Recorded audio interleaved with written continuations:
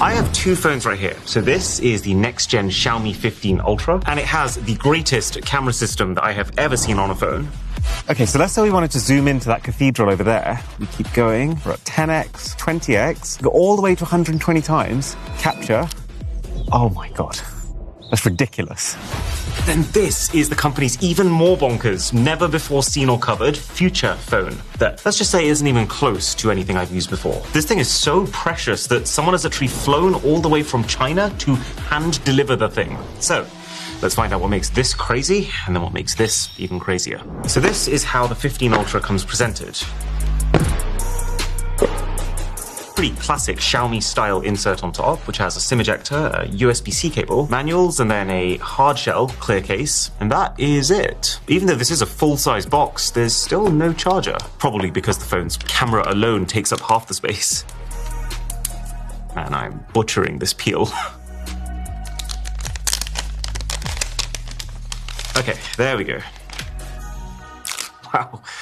This looks incredible. Now, there is lots to like and dislike about this phone, but there's only one thing that I want to show you with it. One thing that I do think is an absolute game changer, and that is this.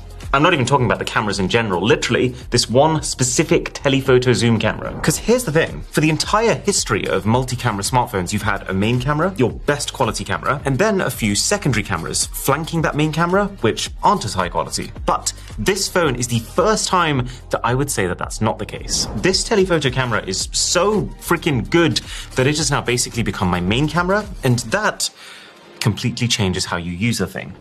So the first place that you're going to notice this zoom camera in action is, well, it's when you're zooming into things. For a very long time, Samsung has kind of set the benchmark for long-range zoom photography. And if we take a look at their latest S25 Ultra, they achieved that with a 5x optical zoom, 50 megapixel camera, which is great. But this special camera right here is a 4.3x optical zoom camera, so actually a little less than Samsung, but it's 200 megapixel. And it's not just resolution, because as we know, resolution is not exactly the most reliable spec. It only takes a very quick look at the telephoto cameras on these two phones to see that the sensor on Xiaomi's is enormous. It's over 3 times the size of the one on the Samsung. That's the spec that matters. So let's say, for example, we want to zoom into some of the intricate brickwork on that window. Let's start with the Samsung, which, as you'd expect, looks really crisp up until about 30 times where it does break down. But let's keep going until 100 times zoom, take the shot, and that is not bad at all, considering how far away the thing is. Okay, so same thing on Xiaomi now. As we keep zooming in, the preview does look a little bit cleaner than it did on Xiaomi, but also not dramatically so.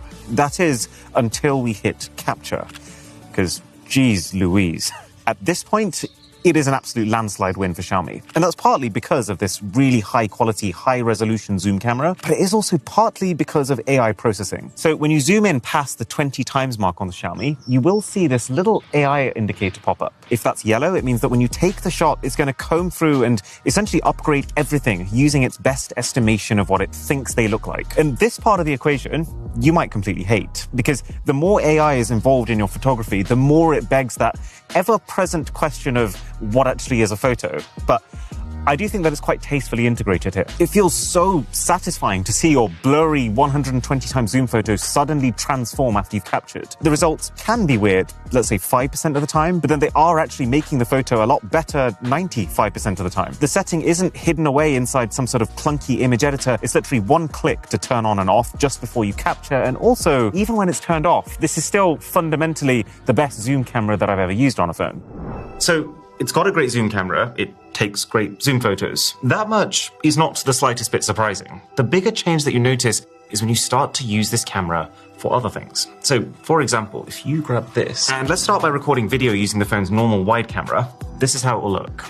It's nice. The phone's got a top-of-the-line 1-inch sensor for this wide camera, but it still looks like phone footage. But now, flicking over to the phone's telephoto camera, it's a complete vibe change. It does have that professional camera look to it. And that's partly the fact that telephoto cameras just in general have more background blur, but it's combining that with this supersized sensor, which means that you both get even more of that separation because bigger sensors make more of it, but then also with basically zero hit to the quality of the footage, like you would have on just about any other phone in which the telephoto camera gets pretty shafted. This is like full quality 8K. Plus, you can film slow motion using this same lens, 4K 120 frames per second. And for a phone, this is as cinematic as it has gotten thus far. And it's all topped off with portrait mode. Because portraits of people will always be more flattering when you take a few steps back and use a telephoto camera, better telephoto camera equals better portraits. And remember, you don't even need to use portrait mode to get this effect. All of these coming shots are just simple photos taken on auto. So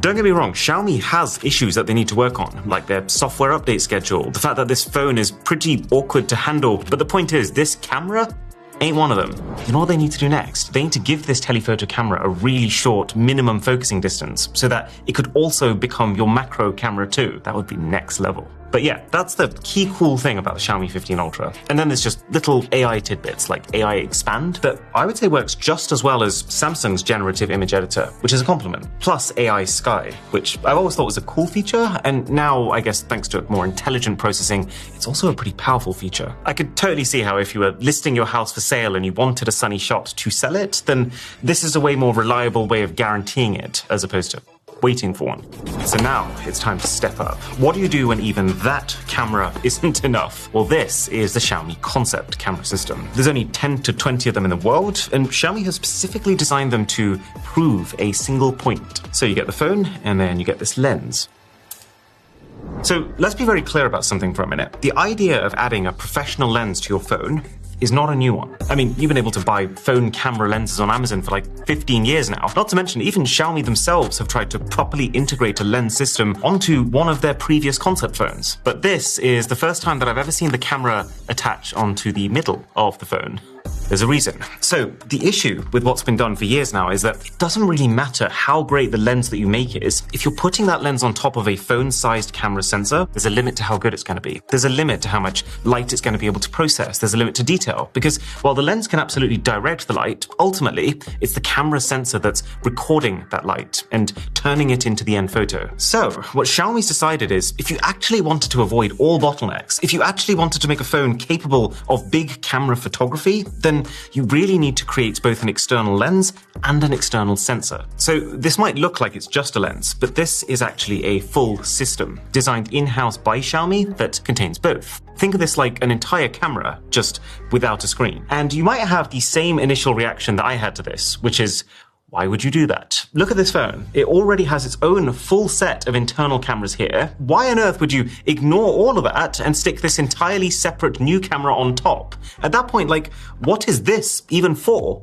Well, this is where the magic happens. So the lens snaps onto place on the back of the phone with some very strong magnets. But this isn't just to like hold it in place so that you can pair the two via Bluetooth. There's actually two very tiny little pins on this to create, and this is absolutely pivotal, an instant hardware connection. This is actually a brand new piece of tech that Xiaomi is calling LaserLink. They've developed it specifically for this phone. And the idea is that thanks to these pins and a couple of extra bits of engineering on the inside, you get two major perks. A, that you can now power this camera entirely just using the phone's internal battery, which immediately means that you don't now have a whole extra gadget that you have to persistently worry about keeping charged. And B, that you get nanosecond level data transfer between this camera and the image signal processor in the phone, which means they can basically communicate in real time, which means this phone can treat this camera as if it were baked inside of it. And that is a big deal. It means that literally the exact split second that you snap this thing on, you'll see this icon pop up in your camera app that you can use to switch to this lens,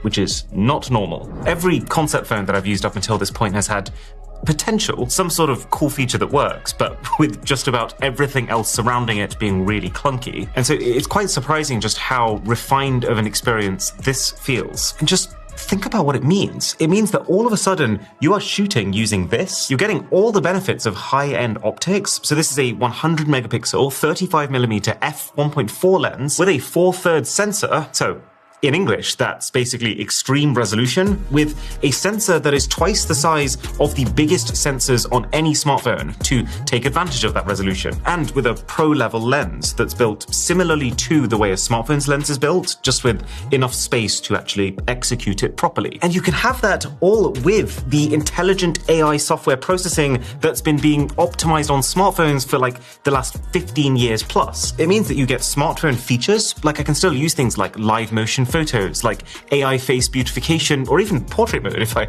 wanted to add even more background blur, none of which you would get on a normal DSLR camera. You never need to charge this camera. There's no separate SD cards or like separate apps that you need to install to manage the footage that comes from it. Everything that you take on it will just save directly into your phone's gallery for sharing or editing. The thing even has a precision motor inside of it for autofocus, but even without that, it just feels so crazy to be able to manually be adjusting the focus on my lens here, feeling the subtle vibrations from that action created by the vibration motors inside the phone, and then just the second I decide I'm done, snapping it off as if it was just a mini power bank or something. I took this thing out for a day trip yesterday, and it does give the exact feeling of having a premium compact camera. You might have seen ones like the Fuji X100s that have been picking up in popularity. Using this is very close to the feel of using something like that. And so while it is way more clunky than just taking shots on your phone's internal cameras, it's way less clunky than carrying around a whole extra external camera and